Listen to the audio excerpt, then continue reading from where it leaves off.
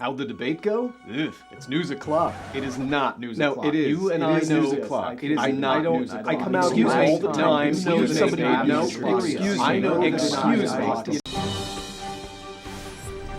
Well, current Republican candidates and future authors with pretty much no line at their book signing took to the stage at former cigarette spokesman Ronald Reagan's presidential library for their second debate? To show they're the law and order party by shouting over one another and going over time. Less Reaganomics and more WrestleMania, though that's not fair. At least professional wrestlers know how to stand out from one another.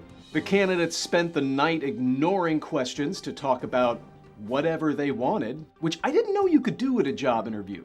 Where do I see myself in 5 years? Glad you asked.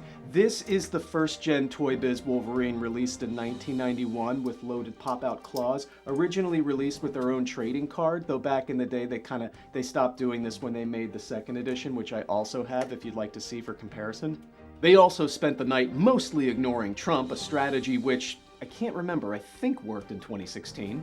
Trump, who's ahead in the polls but trailing behind women, I'm sure, continues to Tyler Durden his way through the primary in that he's there while not being there and has a cult of followers determined to do as much damage as possible. At the debate, some gained, momentum is too strong a word, less immobility.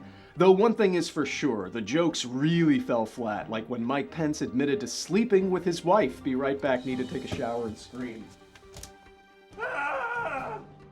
And Chris Christie said that Trump spends so much time ducking debates, we should call him Donald Duck.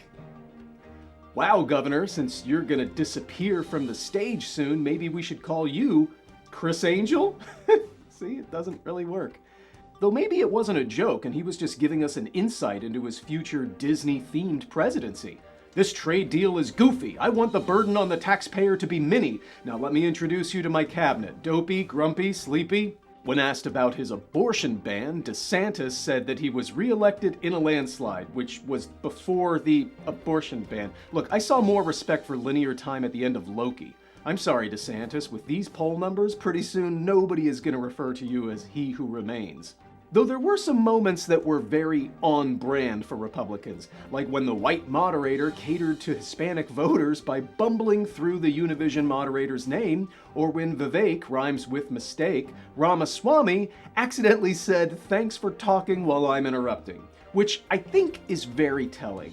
Look, the system that we use to pick our leaders needs to be tore up from the floor up. Patience, dignity, composure, assets we admire in our favorite presidents from the past, never make an appearance in these televised debates. If that was what we were truly looking for, then the candidate who won would be the candidate at the debate who said the least, waited the longest, and spent as little of the debate as possible grasping for airtime. But in this process, that's the loser. A president in office is given reading, briefs from professionals, advice from advisors, and options to weigh in private, which has nothing to do with the off-the-cuff roasting and soundbite cramming you see here. This is like preparing for a data entry job by trying to qualify for the X Games. I'm happy you can do a 900, but it's not the skill set we're looking for. Though admit it, you know Biden can shred an airwalk on a vert into a fakie. I hope you laughed at that joke, because I had to Google so many terms that my ads are now all for skateboards. See you next time.